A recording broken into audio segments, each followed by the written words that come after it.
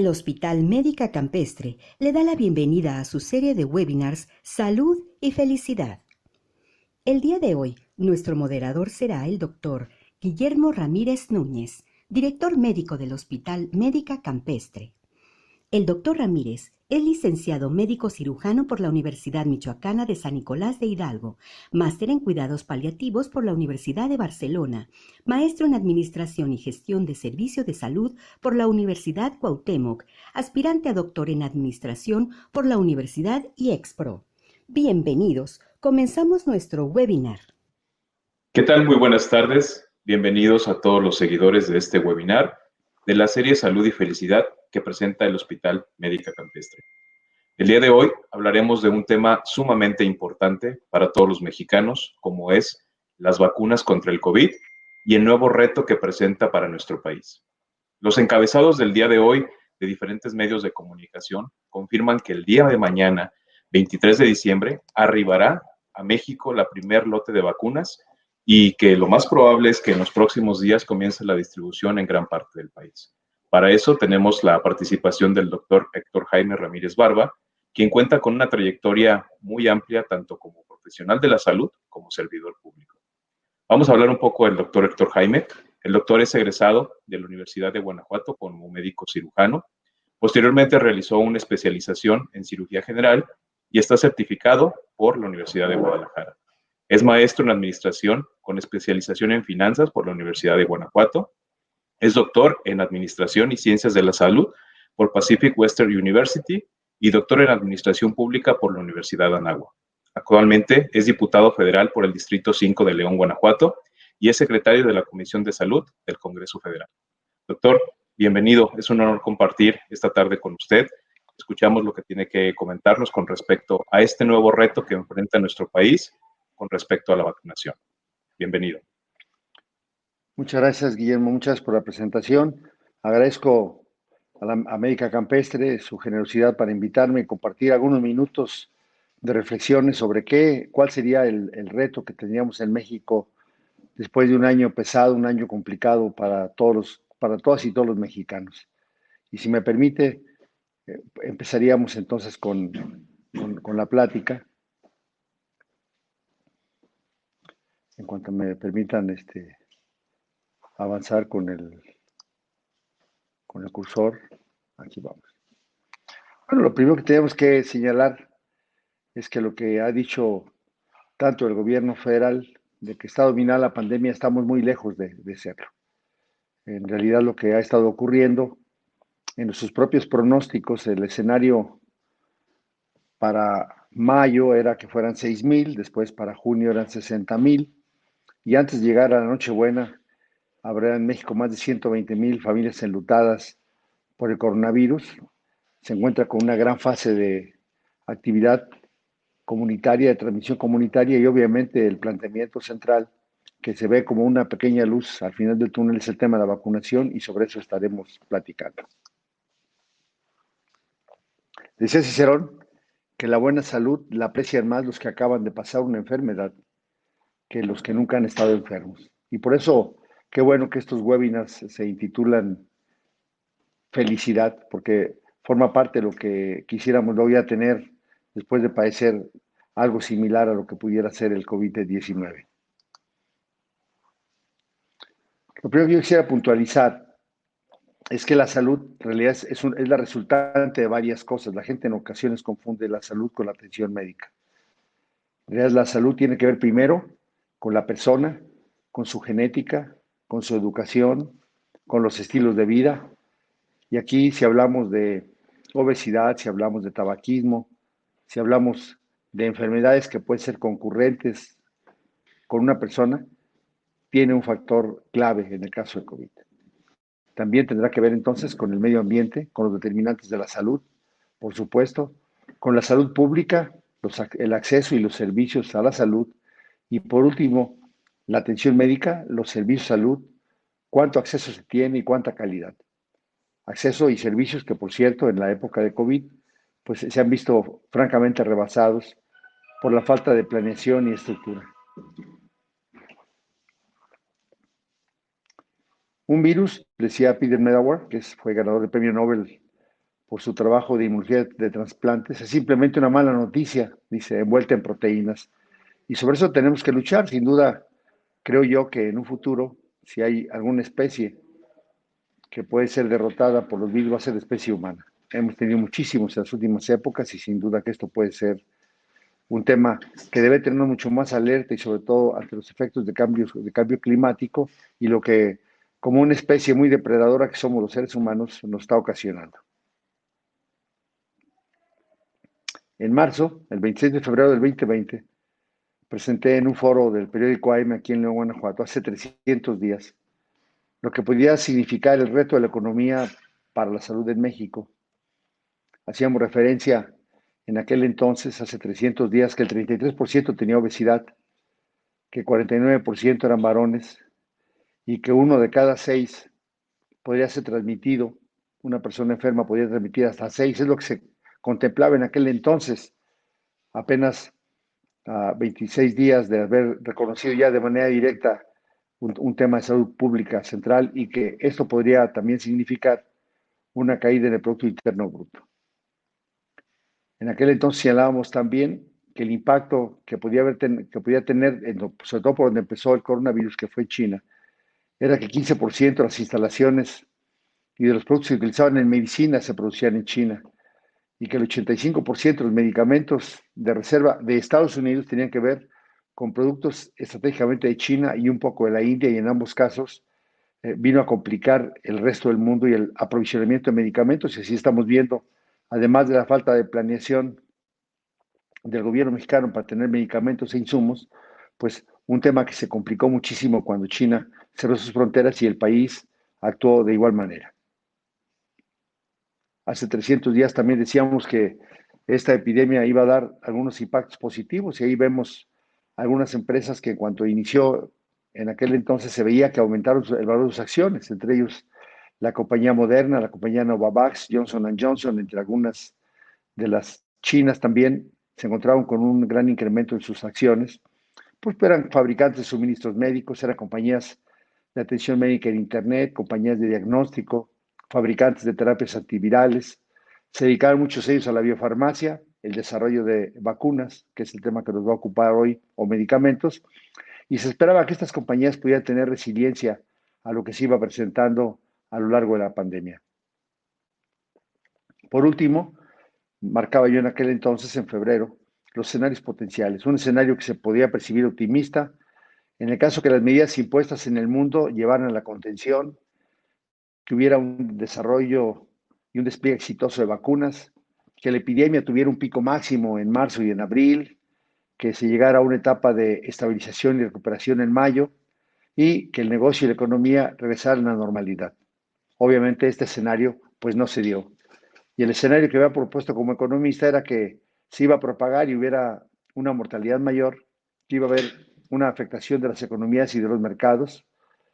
El Banco Mundial pronosticaba en este escenario una disminución, una caída del 5% en el PIB mundial. En el caso de nuestro país, para este año será mayor de 2 dígitos, más del 10%, que iba a haber en un primer momento una parálisis de la fabricación mundial. Hoy China es el gran vendedor porque pudo contener perfectamente la pandemia y el resto de los países seguimos nadando en un mar de incertidumbres. Hubo una disminución en el consumo mundial, la cancelación de eventos globales que hoy los reconocemos en todos lados, incluyendo en León, pues la próxima feria de nuestra ciudad. Y obviamente un aumento del miedo, la xenofobia y el nacionalismo que se vio hasta en presidentes como Trump, donde avasalló y compró toda la vacuna que se podía dar y todo el medicamento que en su momento tenía un poco de inicio. De aquella época a la que estamos hoy, ustedes me hacen favor de estar en esta plática, se dice siempre que el ciudadano, el cliente, siempre tiene la razón. El uso de cubrebocas, el manejo de coronavirus y los actores que están participando en esta pandemia, los médicos, las enfermeras, la población con problemas respiratorios, la población con obesidad, siempre esta falla crónica de estudios, porque se incluyen poco a las mujeres en los estudios clínicos y ahora hay una gran deficiencia de que se incluya también a mujeres embarazadas, entonces no hay mucha certidumbre de cómo le vamos a hacer si se van a aplicar no vacunas en mujeres embarazadas porque se enrolan muy pocos en los estudios clínicos. lo mismo que estará pasando con los adultos mayores y con los discapacitados. Pero ¿qué piensan los mexicanos? Y para esto estaremos recurriendo a unas encuestas que se empezaron a hacer en febrero por consulta Mitofsky. Y ustedes verán, ante la primera pregunta que le hacían, ¿qué tanto miedo tiene de contagiarse usted o su familia? En un principio, pues mucho algo era el 43%, pero después se fue incrementando hasta el 70-78%. Hoy las personas manifiestan tener miedo hasta el 78% y manifiestan no tener miedo el 20%. Se le preguntaba a las personas que si sabía en aquel entonces de un conocido suyo que había muerto o no por el coronavirus, y ustedes verán que en un principio el 11% dijo que sí conocía a alguien, pero ya en últimas fechas se ha incrementado para que casi 7 de cada 10 mexicanos conozcan ya a alguien que ha fallecido. En un país como el nuestro, tan disperso, con 32 entidades federativas, con más de 2.457 municipios, gran parte de él en zona rural, pues era complicado, pero realmente la cantidad de información que hoy se tiene, como las noticias que aparecieron en los medios de hoy, en donde se empiezan a hacer colas para los panteones, se empiezan a acabar los espacios, da un tema del impacto que está teniendo esta enfermedad y que nos puede llevar a pensar que las vacunas pueden ser una muy buena salida. Un tema relevante para los que hoy me acompañan, dice, en caso de que al final se demostrara que los muertos por COVID son mayores a los que se hubieran podido tener, en su opinión, ¿cuál sería la principal razón? Ustedes vean que el 44% de los mexicanos piensan que la principal razón es que los ciudadanos no hicimos caso de las medidas de la distancia, no hicimos caso del cubrebocas, no hicimos caso de quedarnos a veces en casa, no hicimos caso de las medidas higiénico-dietéticas. El 26% piensa que es por mal manejo de las autoridades. El 17% ya los hemos convencido de que es porque tenemos obesidad y otras enfermedades. Y esto sí es un tema que habría que quitarlo de nuestra mente, que influye, pero no es lo más relevante. 8.5% piensa que es porque los hospitales estuvieron mal equipados. Y por último, para ver qué están pensando los mexicanos, se les preguntó, oiga, ¿y usted qué piensa de la vacuna contra el COVID-19? ¿Qué cree que pasará? El 18% considera que la vacuna llegará pronto a México, pero para muy poquitos. El 39% que la vacuna estará pronto en México, disponible para todos. El 33% que falta mucho para que la vacuna esté disponible para todos. Y por último, el 9% no respondió. Y ya preguntándoles, oye, ya llegó la vacuna. Dice, y si mañana presentaran una vacuna y fuera gratuita o muy económica, ¿le gustaría ser de los primeros en ponerse la vacuna contra el COVID? Bueno, miren ustedes cómo de manera formal casi 12 de cada 100 mexicanos dicen que no se la pondrían. Yo no me la pongo. Las vacunas en México y una vacuna de emergencia es gratuita, entonces la gratuidad no está en tela de dudas ahora. Y sin embargo, 3 de cada 10, 30 de cada 100, dice, yo me la pondría y trataría de ser de los primeros. Y 50% de los mexicanos dice, pues yo me espero que sean otros los que la pongan, ¿no?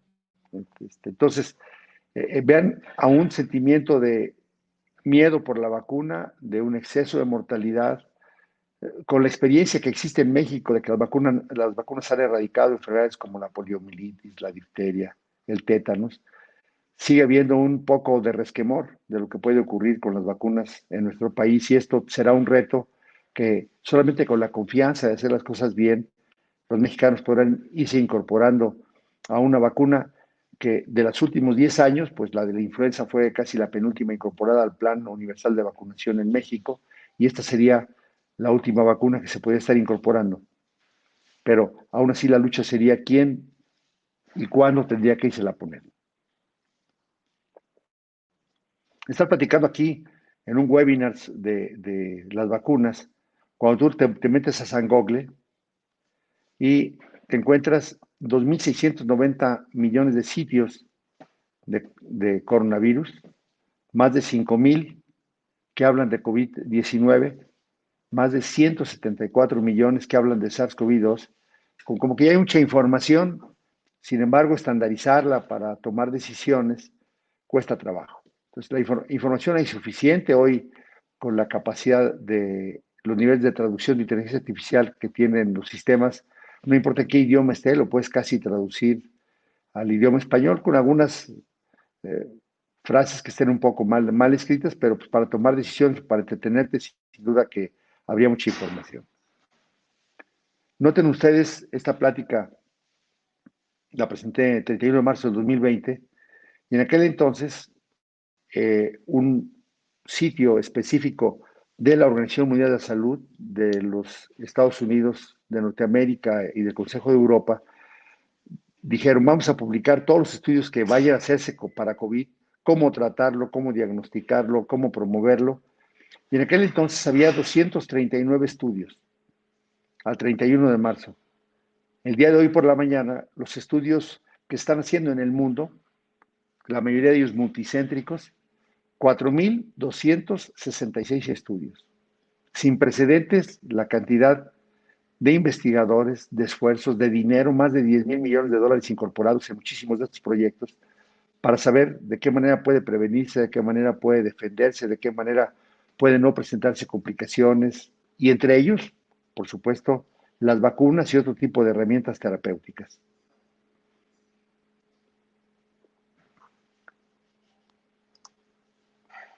Este es el mapa de marzo.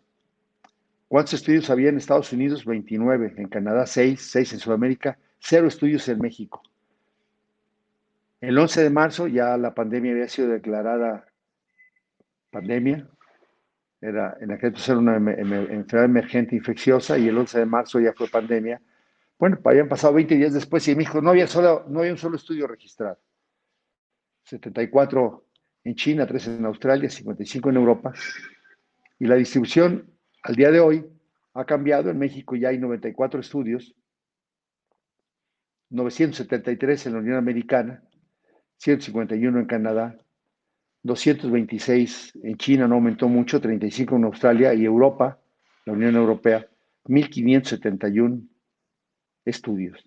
Entonces hoy tenemos ya una enfermedad donde hay enfermos disponibles en todo el mundo, se pueden hacer estudios de diferente naturaleza y esto ha permitido pues que hoy se conozca muchísimo más de lo que hubiera ocurrido en otros tiempos. Por último, este gran esfuerzo mundial también se estuvo dando porque todos los científicos del mundo, los médicos, los internistas, intensivistas, ginecólogos, pediatras, neumólogos, genetistas, publican todo lo que se ha ido investigando desde el primer brote. 83,451 artículos, y si usted nota la barra que está a la derecha, todos fueron publicados en este año, en el año 2020. 278 artículos por día, con revistas formales en la Biblioteca Nacional de Medicina, es la base de datos más grande del mundo, y son revistas y revisiones que se hacen por pares, de forma tal que son revistas serias, que lo que ahí se dice pueden ser reportes de un caso, revisiones sistemáticas, medicina basada en evidencias, y tienen mucha información y es gratuita para todo el mundo. Nunca se había dado una iniciativa de este tamaño de poder disponer de tanta información de manera gratuita y que todos los investigadores pudieran aportarle a una enfermedad que obviamente nos tiene en jaque todavía. Pasaré a la siguiente etapa, porque realmente es una gran esperanza para la humanidad. Pasaron muchísimos años para que las primeras imágenes que ven a la izquierda en su pantalla son un bacilo, el bacilo de la tuberculosis, y pasaron muchísimos años para que Leeuwenhoek los pudiera dibujar. Los primeros microscopios, los primeros temas que pudo haber dibujado a mano. Contra ahora, en menos de 8 días ya estaba identificado cuál es el germen, se tiene perfectamente identificado. Y esta gran evolución ha hecho que la humanidad no sufriera tantas muertes. Digo, van muchísimas, pero hubieran sido muchísimas más si no estuvieran los avances que hoy se tienen en México. Noten ustedes, ya en el Deuteronomio, en la Biblia, desde el año 1200 a.C. se hablaba de la tuberculosis, y cuando ya fue descrita por Roberto Koch, habían pasado muchísimos años, 3,082 años, no días, sino años para descubrir el bacilo. Es decir, A veces uno pierde la capacidad de asombro de lo que ocurría antes y como ocurre hoy. Y para que usted siga perdiendo la capacidad de asombro cuando esperamos la cura en la vacuna, el Mycobacterium tuberculoso, este año, en el año 2020, existen en la misma base de datos de la Unión Americana que le mencionaba hace un poquito, la Biblioteca Nacional de Medicina, 4.550 artículos que hablan de cómo seguir combatiendo la tuberculosis. Lo conocemos hace cientos de años. Si se meten al Google escolar, tuberculosis México y del año 2020, 21.300 artículos, y en el boletín epidemiológico de la Secretaría de Salud, que es el boletín oficial de México, a la semana 25 había 16.913 casos de tuberculosis pulmonar. Una enfermedad con miles de años, con cientos de años de conocimiento, y que a la fecha los seres humanos no hemos podido combatirla. Y el mensaje aquí que les quiero dar es que sí es una lucecita al final del túnel la vacuna, pero estamos muy lejos de estar cercanos, muy lejos de estar cercanos. México en lo particular tiene un escenario complejo. México tiene una dimensión territorial casi que 7 ciudades de la Europa juntas. Tenemos 130 millones de mexicanos para fines prácticos. En estados, desde el Estado de México, son casi 20 millones, 13% en población rural. La Ciudad de México, con casi 9 millones y solamente el 0,5% en población rural. Guanajuato, 6 millones, con el 30% en población rural. El estado de Chiapas, el 51% es en la zona rural. El estado de Hidalgo es el segundo estado con mayor población rural, es el 48%. Y ustedes vean cómo este desplazamiento de la zona urbana a la zona rural se ha dado desde 1950, donde vivían más mexicanos en las zonas rurales, pues se disminuyó al último censo que todavía tenemos disponible, del 2010 al 22%. La mayoría de los estados, además, tienen hoy un sistema de salud que se quedó a la mitad del paso entre quitar el seguro popular y establecer el INSABI, con una población que además, al perder su empleo formal durante este año, ha hecho su atención más complicada. Cualquier llegada de vacuna tendría que ver con esta distribución tan heterogénea que tenemos y con los requerimientos logísticos para poder proveer de vacuna en las zonas rurales. Si alguien está pensando hoy de las zonas rurales, y que no son pocos los mexicanos que viven ahí, que va a llegar la vacuna de Pfizer BioNTech, que es la primera que estaría llegando a México, pues es imposible. Con los recursos tecnológicos que se requieren para tener esta vacuna bajo congelación, haría imposible que ningún mexicano, no importa si es médico y vive en zona rural, no va a ser vacunado, a menos que se desplace a una ciudad en donde pueda ser vacunado. Y esto va a implicar un reto logístico impresionante en México. ¿Cuáles son los interrogantes que siguen vigentes a 9 meses de distancia? Primero, la seguridad. De las vacunas clínicas hoy conocidas, de las 9 más importantes que hasta ahorita están corriendo, han tenido más o menos buena seguridad, pero los permisos que se han dado para estas vacunas son permisos de emergencia, porque se hicieron en estudios en poblaciones más o menos grandes, pero sin embargo se ocupan vacunaciones masivas para estar al pendiente. Una de ellas, la del propio Pfizer, aprobada primera vez en Inglaterra el 2 de diciembre, que se empezó a vacunar, se dieron cuenta que podía provocar reacciones adversas severas. Entonces, aquellos pacientes que tengan enfermedades alérgicas, pues no van a poder ser vacunados por esta vacuna. Mientras se sigue estudiando qué más va a ocurrir.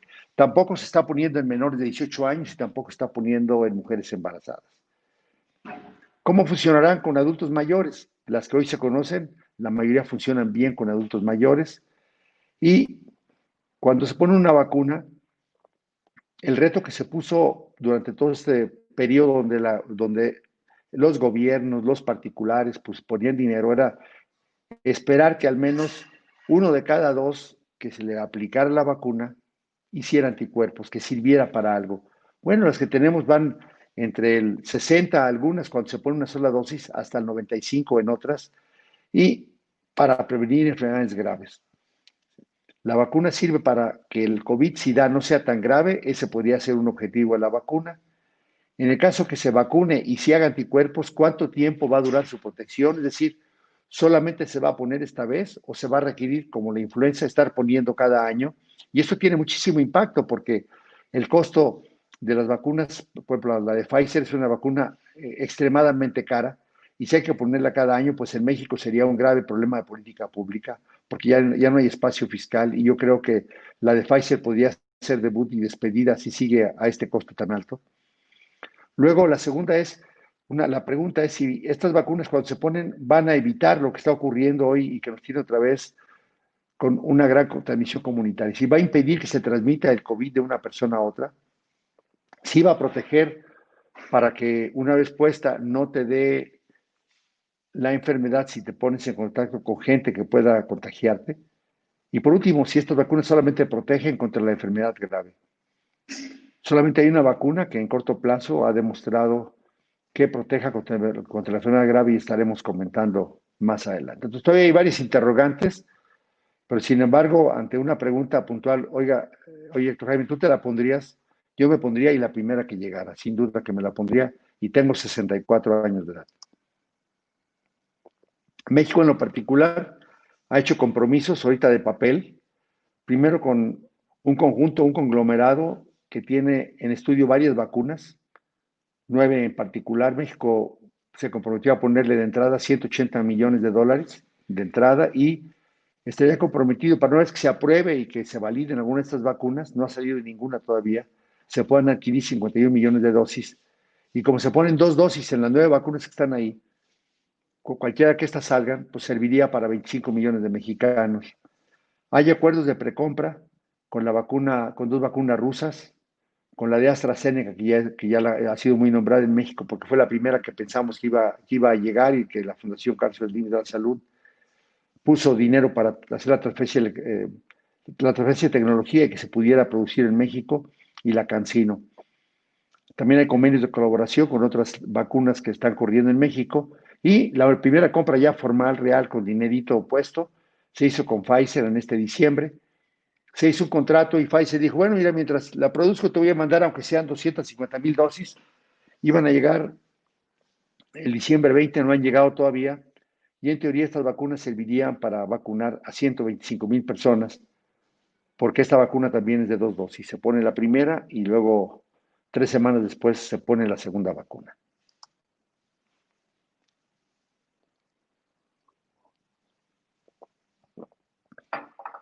Esta es una tablita que son las vacunas que son las líderes ahorita y que sobre las cuales se podría platicar un poco. La primera vacuna sí la va a haber en México, producida en Estados Unidos y Alemania, es la de Pfizer-BioNTech. Es una vacuna de ARN mensajero. Nunca se había autorizado una vacuna de emergencia para vacunar humanos de este tipo de vacuna. Pero gracias a las plataformas que había habido para otro tipo de vacunas y a los ensayos previos con ellas, hoy se están autorizando para emergencia solamente. México ya la aprobó la COFEPRIS, la aprobó con sellos porque no hizo los estudios que se hicieron, pero ya se había aprobado en Inglaterra, se ha aprobado en Canadá y se ha aprobado en Estados Unidos. Entonces México, simplemente la COFEPRIS dio el sello. Tendrían un gran reto para estar vigilando que no vaya a haber efectos adversos y saber cómo reaccionamos los mexicanos, dado que esta vacuna no fue ensayada en ningún mexicano. La eficacia es del 95% y tiene el reto de que se ocupa una congelación a 70 grados centígrados y no se va a poder hacer en las zonas, comentábamos, las zonas rurales y en algunos municipios. Si son de menos de 100,000 habitantes, sería casi impensable que pudiera llegar. La segunda vacuna, que es la Moderna, también es una vacuna de RNA mensajero, 2 dosis también. Esa no va a llegar a México, pues ni siquiera vale la pena ya comentar más.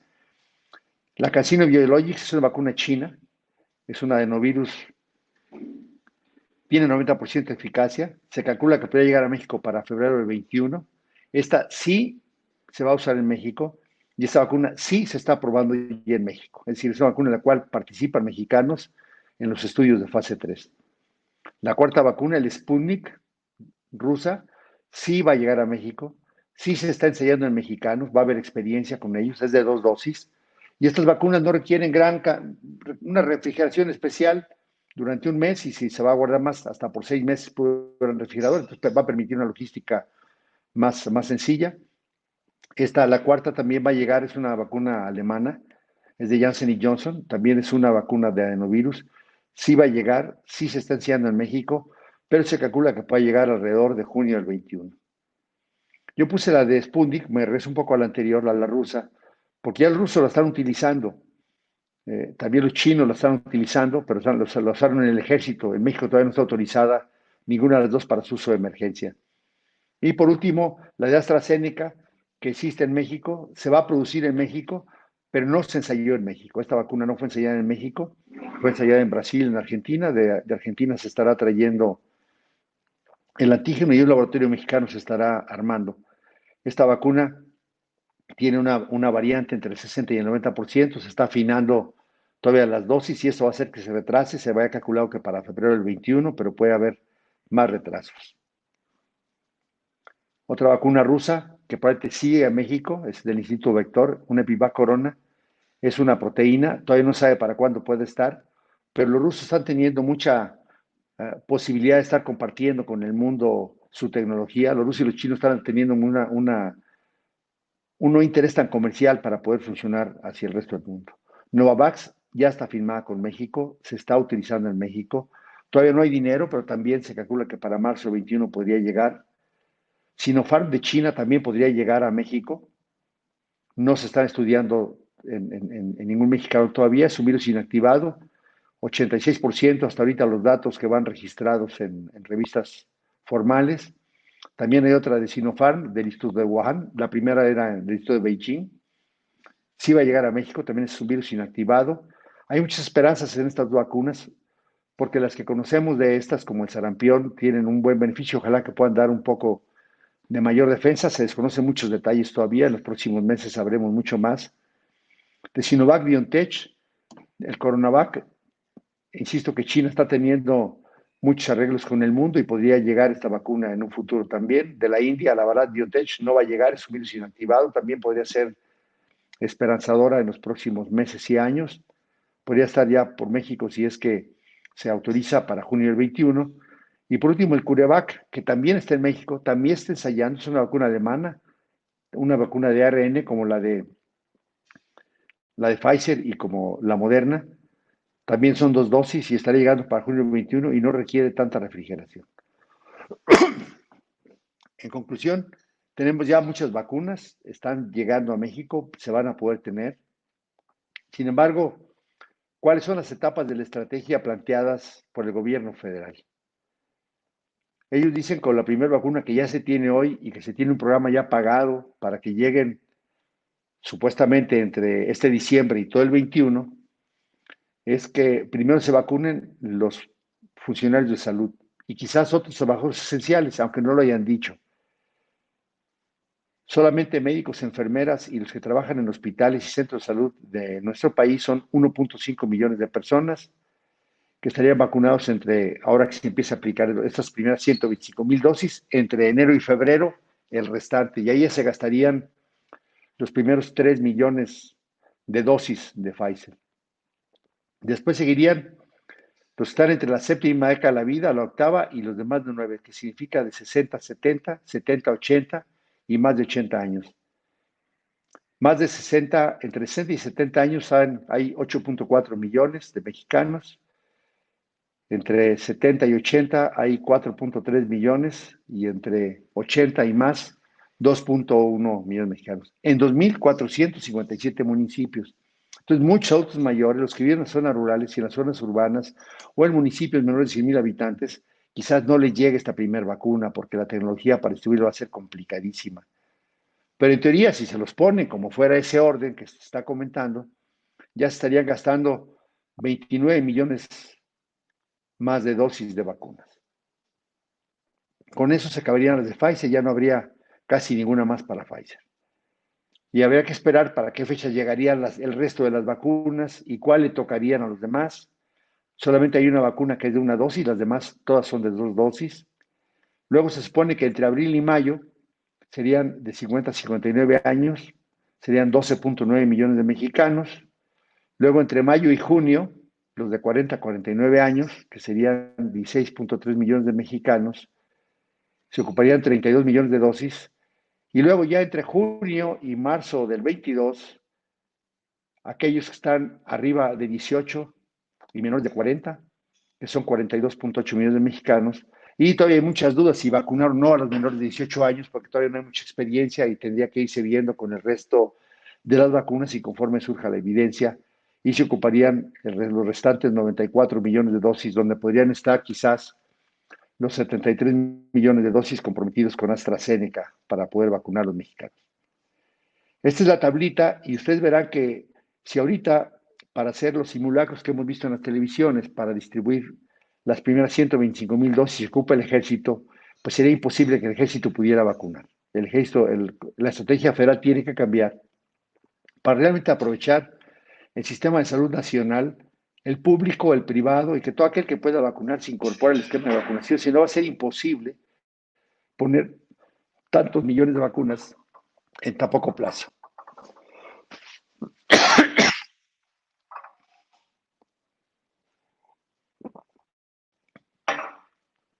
Entonces, esta luz planteada a lo largo del tiempo marcaría que esta época complicada de diciembre, enero, febrero, hasta que termine el invierno y que sigamos con esta cadena de contaminación comunitaria grande, pues realmente costaría mucho trabajo para que la población económicamente activa debiera de considerarse. Nosotros pensamos y hemos hecho recomendaciones al gobierno federal puntuales, tanto como médicos como legisladores, para que puedan replantear su estrategia de prioridades, porque es una estrategia planteada simplemente por edades y no parece razonable con lo que pasa en otros países, donde había que tener, primero, como prioridad una, salvar a los que pueden fallecer si enferman gravemente, pensando que la vacuna tiene claridad para evitar enfermedad catastrófica. Y la segunda, para todos aquellos trabajos esenciales que también hagan que nuestro país pueda moverse económicamente y no estén vedados, porque pues, les puede tocar hasta marzo del 22. ¿Qué sería lo importante entonces? Como bien con la micobacteria de tuberculosis, de la vacuna falta mucho por saber, pero sí son seguras, sí son eficaces. Y los momios, yo tengo 64 años, la vacuna que me ponga, si me protege del 66 al 90%, es mucho más alto ese riesgo de tener la vacuna, que es nada. Puede haber molestias severas, dolor, un poco de fiebre, pero la posibilidad de que si me contagio por coronavirus y el núcleo es grande, de que pueda tener una enfermedad severa, simplemente por tener más de 60 años de edad, es mucho más alto y la probabilidad de morir es mucho más alta. Entonces vale la pena siempre considerar que nadie sabe la genética que trae, que es un factor de la salud, nadie sabe cómo va a reaccionar y hemos visto jóvenes deportistas fallecer por COVID y hemos visto adultos mayores salir de la terapia intensiva con un poco de fibrosis, nos comentaba el director de la Médica Campestre, y al final de cuentas ir avanzando hacia adelante. ¿Cómo proteger y protegerse? Sería mi final plática, con medidas simples, con medidas que dependen de usted y de mí, y que es lo mejor conocido. Y lo mejor conocido es tener y mantenerse en espacios bien ventilados, mantener la sana distancia, lavarse las manos, no saludarse, estornudar en el codo, quedarse en su casa y usar siempre cubrebocas, en lo público y en lo privado. Eso corresponde a usted y nos corresponde a mí.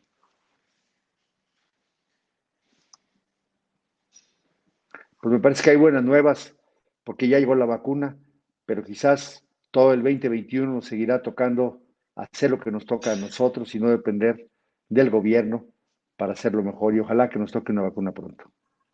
Es cuanto y estaríamos avanzando. Guillermo. Muchas gracias, doctor. La verdad es que muy interesante. Sabemos toda la logística que el gobierno federal ha establecido para que esta vacuna llegue a los lugares pues, donde más se necesitan, que es complejo. Eso yo creo que es el mayor reto que va a enfrentar nuestro país. Pero bueno, lo importante es que ya están aquí y pues justamente comenzar con la vacunación pues es prioritario. Doctor, comenzamos con el módulo de preguntas y respuestas. Los participantes del webinar nos hacen algunas a través de la plataforma y si usted me puede apoyar amablemente en contestarme, pues se lo agradeceré. Nos pregunta Eliseo Martínez. Doctor, ¿cree que una alternativa sea la venta autorizada de vacunas en los hospitales privados para que se pueda llegar a una población más grande? No, bueno, ahorita insisto que la vacuna que se está utilizando es vacuna de emergencia, pero la visión que tenemos nosotros, yo como médico y como legislador, es que la vacuna debería estar disponible en todos lados. Es decir, si la, y hemos comentado, por ejemplo, si el gobierno federal tiene la incapacidad para traer todas las vacunas y existe la posibilidad que alguien más la pueda traer, un gobierno estatal, un gobierno municipal, un particular, pues debía detenerse. Lo que no podría ocurrir es que la gente que no tenga recursos para comprar una vacuna no la tenga. O sea, todo el mundo la debe tener. Es el estándar ético. Todo el mundo debe tener la vacuna. En Estados Unidos se está planteando en su ruta, por ejemplo, que la raza negra está siendo excluida, algunos latinos están siendo excluidos de primera instancia, y eso no debe de ocurrir. O sea, debe ser una vacuna equitativa, y por eso este Fondo Internacional de COVAX asegura el 20% de la población mexicana con vacuna, que va a ser muy barata, porque va financiada por otro tipo de filántropos. Bill Gates es uno de los que está financiando, por ejemplo, así como en el caso de la Fundación Slim de la Salud, también financió para esta transferencia tecnológica. Debe haber para todos, y yo sí preveo que en el corto plazo habrá vacunas como la hoy existe. Por ejemplo, el sector público pone la vacuna de influenza, la trivalente, y ya existe en el sector privado cuatrivalente, que incluye más virus de influenza, que disminuye la posibilidad que alguien pueda enfermar en estas épocas por influenza. Entonces, yo pienso que en un futuro próximo sí lo va a haber, porque la capacidad sí existe. Por ejemplo, la vacuna rusa, la Sputnik, la capacidad de producción que ellos tienen, casi 600 millones de dosis más la pueden implementar al próximo 2021. Hay casi 3 mil millones de dosis más que los laboratorios, al expandir sus capacidades, lo van a poder hacer. Entonces, sí existe posibilidad, y yo creo que ya para finales del 21, segundo semestre del 21 y el 22, ya también tendrá que haber público y privado. No tiene ninguna razón el gobierno mexicano, con esas declaraciones torpes que hicieron de que solamente el gobierno federal podía comprar. Pues eso está fuera de la ley, está fuera de la Constitución, ¿no? El derecho a la salud también tiene el derecho de que si el gobierno federal, yo tengo 62 años, y si piensan, 64, si piensan que no la puedo tener, pero yo la puedo adquirir, no tiene ningún derecho el gobierno mexicano a que yo pueda tener acceso a la vacuna si alguien la oferta. Pues debe ser una oferta con una vacuna que pase los efectos regulatorios. O sea, hay que tener mucho cuidado porque no va a ser una vacuna patito, a veces por la desesperación que te la vayan a vender por ahí. Debe tener el patrón regulatorio bien formado, ¿no? Muchas gracias, doctor.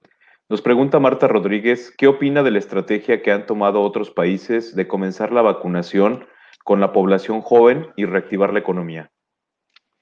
Casi no hay ningún país que lo haya hecho así, ¿eh? Los principales, la Comunidad Europea y 4 países más han comprado el 50% de la vacuna, y en todos ellos el primer caso es proteger la línea de defensa, y la línea de defensa son sus médicos, sus enfermeras, la gente que participa en los hospitales. La segunda línea de defensa son todos aquellos que son primeros respondientes en algo: los bomberos, los que trabajan con las ambulancias, los taxistas, los que mueven el transporte, y esa es la segunda línea de defensa. Después ya se van con los adultos mayores, que están principalmente en los reclusorios, ya sea reclusorios porque se están guardando en casas de hospedaje, o ya sea también, por ejemplo, los presos y la gente que está en sitios donde, habiendo una zona de contaminación, es fácilmente hacer el contagio comunitario. Y después ya se lo hacen por aquellos que son enfermos graves, aquellos que tienen enfermedades contagiantes, lo que está ocurriendo con nosotros, ¿no? Es decir, ningún país empieza por los jóvenes, pero sí con los trabajos esenciales, que es lo que estamos proponiendo al gobierno federal. O sea, así como hay trabajos esenciales que permanecen, la posibilidad de contagiarse se da también según la profesión. Por ejemplo, un odontólogo, un oftalmólogo, un otorrinolaringólogo lleva la probabilidad de contagiarse mucho mayor, porque trabaja a 30 centímetros de la persona con la que está haciéndolo. Y si esta persona tose, emite vapores, pues es mucho mayor la probabilidad. A alguien que trabaja a distancia, como ahorita estamos haciendo esta conferencia, pues la probabilidad que yo me contagie con algunos que nos está escuchando, pues es nula, ¿no? Entonces, se llaman trabajos esenciales aquellos que llevan más riesgo de contaminarse. Y de ellos, los trabajos esenciales primero y luego los no tan esenciales. El problema en nuestro país es que muchos de los trabajos no esenciales son esenciales para la población. Es población con pocos recursos, y tú los ves en la calle yendo a buscar el dinero y los alimentos para su familia, ¿no? Andan desesperados por el tema económico. Entonces, tenemos que fortalecer mucho, y por eso también planteamos que deban de vacunarse rápido en esta etapa y no esperarse hasta marzo del 22 como está proponiendo. Muy bien, pues muchas gracias. Nos pregunta Aarón Antonio López, ¿es probable que surja una cepa capaz de determinar la efectividad de la vacuna actual? ¿Y qué probabilidad hay de que esto ocurra? Fíjate que hasta ahorita la gran capacidad que se tiene para estudiar la genética, que existe en muchísimos lugares, se ha visto que este virus ha tenido ya muchísimas mutaciones, muchísimas. Hasta ahorita la más importante ha sido simplemente que ha aumentado su capacidad de transmitirse. Es decir, en un principio pensábamos que era 1 a 6, después ya se estableció el RO como en 3. Una persona es capaz de contagiar a 3. Esta nueva cepa en Inglaterra es capaz de contagiar otra vez de 1 a 6, como pensábamos en un principio, pero no ha sido más grave, ni los cuadros han sido más severos. Se sigue estudiando a ver en otros lugares cómo se está comportando, porque también influye con lo que ocurre ya con cada caso en particular de cada población y los aspectos críticos que existan. No ha habido ninguna modificación a la, a la proteína que hoy es la que permite que este virus entre a las células. Por fortuna, hasta ahorita, es decir, hasta ahorita no aparece esa amenaza. Sin embargo, conforme empieza a circular más a lo largo del mundo y dar segundas vueltas y terceras vueltas, puede haber mutaciones que puedan afectar la vacuna. Hasta ahorita no parece ser así, por fortuna, y van caminando las cosas bien. Pero sí, Muchas de que gracias. puede ocurrir, puede ocurrir. De hecho, bueno, ¿cuántos años llevamos con el virus del VIH y todavía no tenemos una vacuna para él, ¿no? Porque tiene Así, muchísimas mutaciones. así es, doctor. Muchas gracias. Nos pregunta Lilia D. ¿Qué sucede con la variante del COVID en Inglaterra? Muchos países cierran sus fronteras, nuestro país no. ¿Estamos haciendo mal? Pues estamos haciendo muy mal en el país muchas cosas. Realmente yo creo que la pandemia la hemos manejado muy mal, porque no se hicieron, primero se subestimó. Se dijo que era un tema muy serio, que era un tema muy leve, que no causaba enfermos. El propio presidente decía que abrazos y no balazos, que con estampitas quería hacerlo, pero no hizo lo básico, lo que dijimos ahorita al final, cómo proteger y protegerse. Lo básico hubiera sido hacer pruebas para saber cómo iba la pandemia, hacer el rastreo de casos, hacer el confinamiento y hacer el aislamiento. A la fecha seguimos sin hacerlo. Se calcula que casi 30 millones de mexicanos ya han sido contagiados.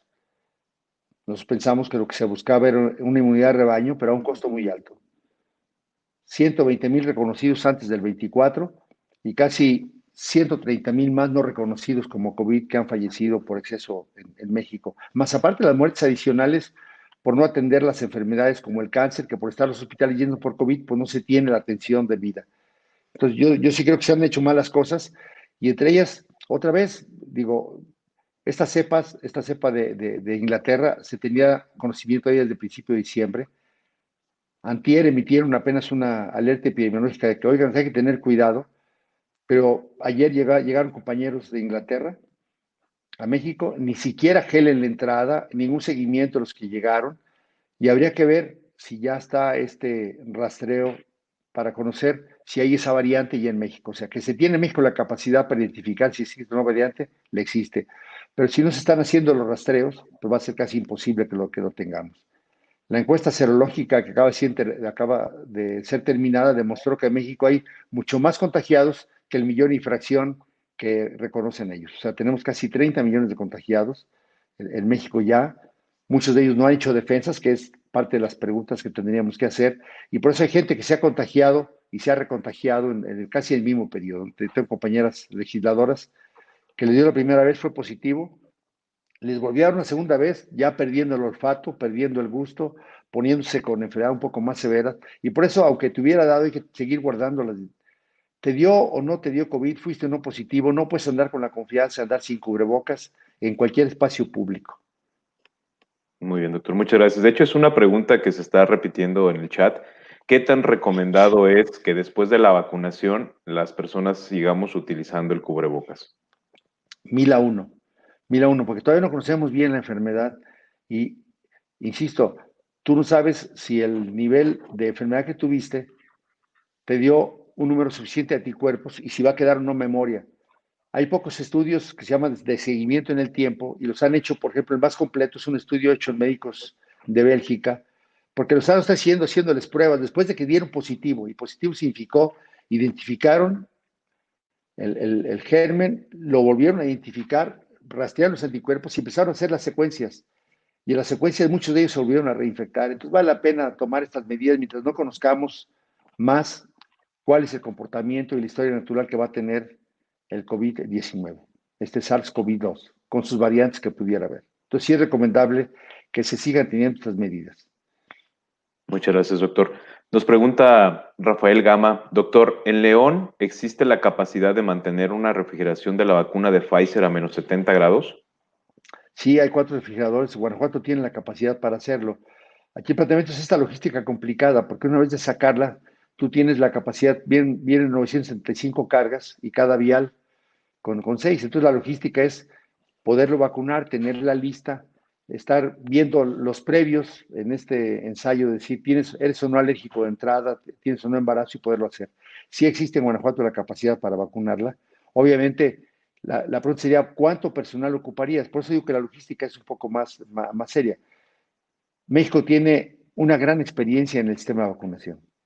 El resto de las vacunas va a ser mucho más fácil de aplicar, pero esta primera de Pfizer va a ser compleja porque, bueno, en días pasados, antier, concretamente en Coahuila, iba a ser toda la cadena de logística. No se pudo hacer por fallas y la estaba manejando el ejército y miren que si alguien tiene logística clara es el ejército mexicano y ni siquiera ahí se pudo implementar. Cualquier retraso que pueda significar esto, porque no sabes que llegue la vacuna, es cómo se va a sacar, quién la va a poner, cuántas dosis puede poner cada persona, cuánto tiempo vas a durar en la cola, una distancia en la cola con sana distancia, etcétera, etcétera.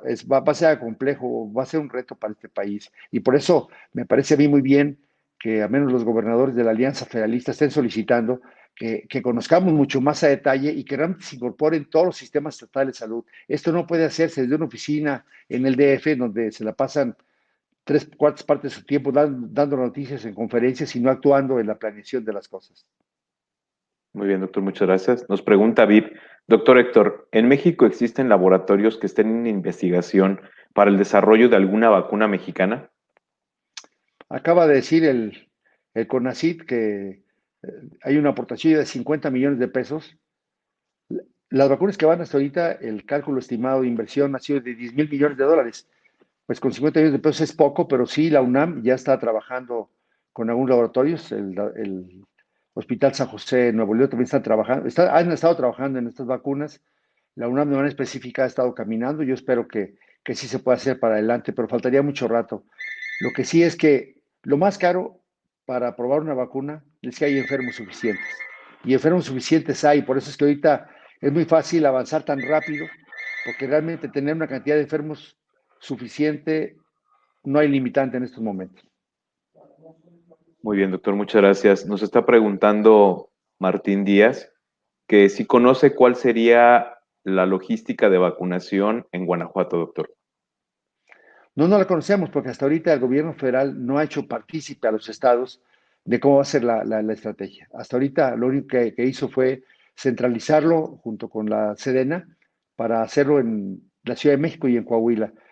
Ahí van a ser las primeras 125,000 personas que se van a revacunar y con eso se acabaron las dosis que puedan llegar a México. Todavía no han llegado a México, pero cuando lleguen van a empezar con esa vía.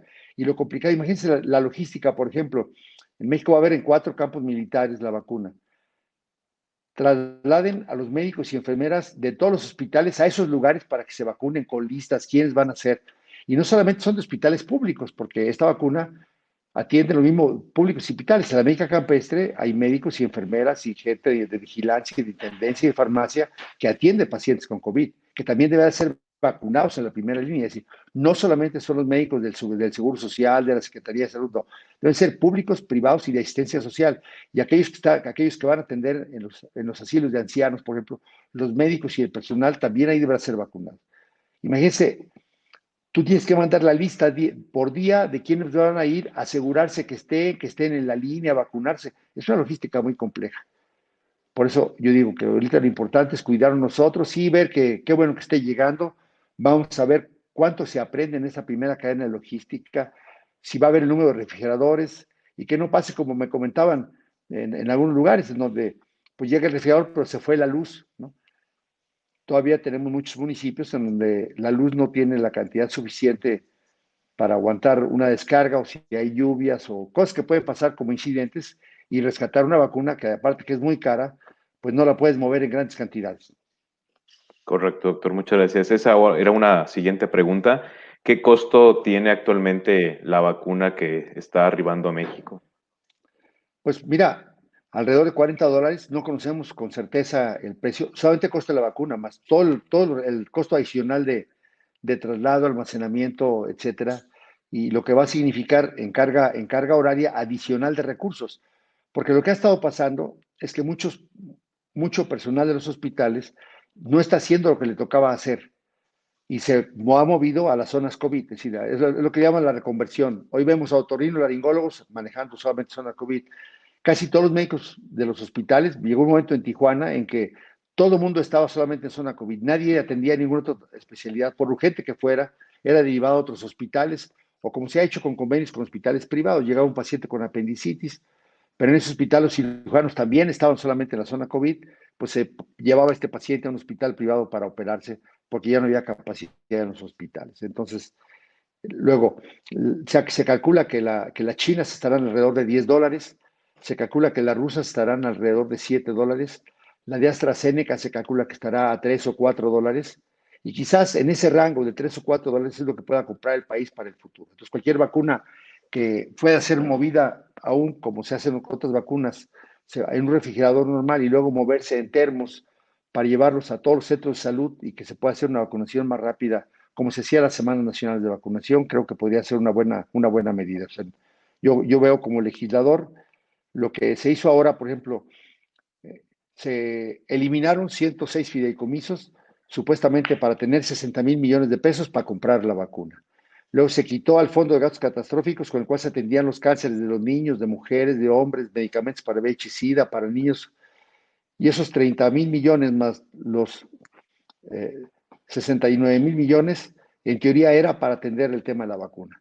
Pero ya no va a haber más espacio para que se quiten otra vez 30,000 millones y ya no va a haber más fideicomisos para quitar 60,000 millones de pesos. Entonces, el país no va a aguantar una carga fiscal de este tamaño si la vacuna va a seguir siendo tan cara y tendríamos que hacer algo más los mexicanos. Muy bien, doctor. Muchísimas gracias.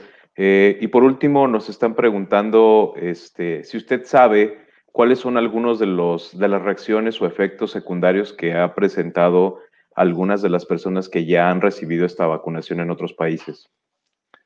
Casi siempre los problemas los han presentado son de alergias, en el caso de unas, en otros se pensó que podía haber unas reacciones severas con enfermedades neurológicas. Y es un tema que podría dar mucha desconfianza. Hasta ahorita no ha habido ninguna. De hecho, hubo un ensayo, y lo comento porque por eso tiene mucha importancia el que hasta ahorita se han autorizado solamente como vacuna de emergencia. Se ponen en grupos, un grupo recibe la vacuna, otro grupo recibe agua, se llama placebo, y en este grupo casi de 1,700 personas, 11 personas presentaron efectos adversos serios a la vacuna.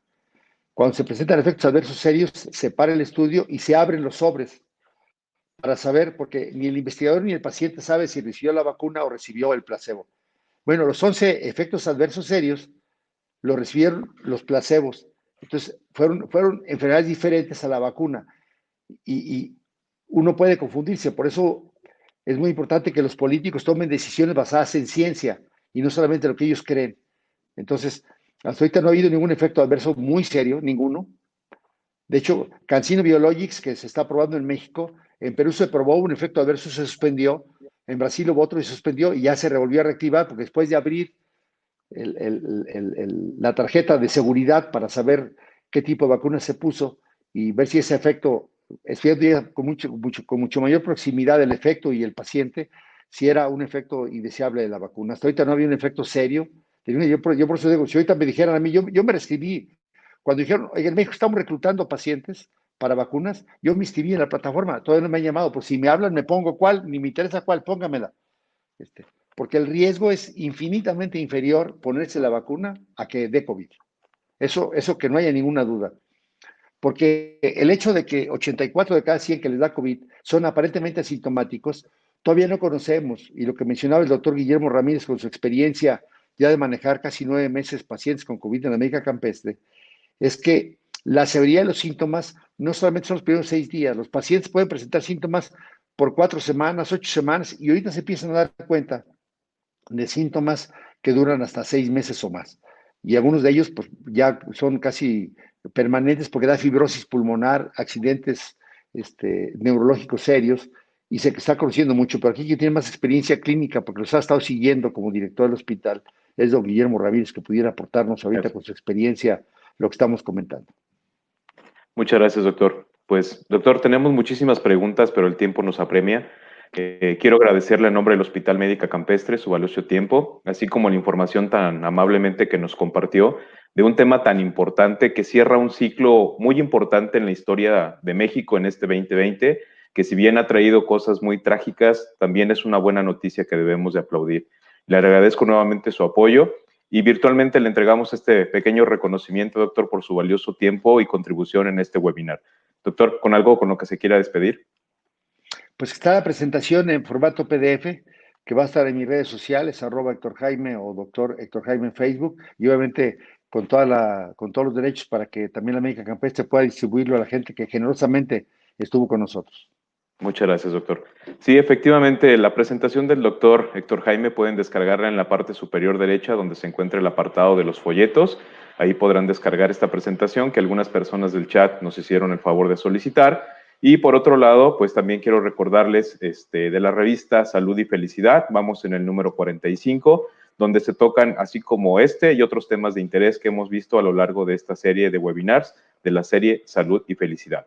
Pues también quiero agradecer a todos ustedes, todas las personas que cada 8 días nos acompañan en esta serie de webinar, y a nombre de la familia Médica Campestre, quiero desearles una feliz Navidad y un feliz Año Nuevo.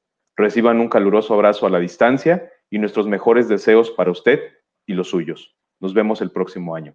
Doctor, que pase muy buen día, felices fiestas, le mando un fuerte abrazo y cuídese mucho, por favor. Muchas gracias. Use cubrebocas, por favor. Así es. Hasta luego, doctor.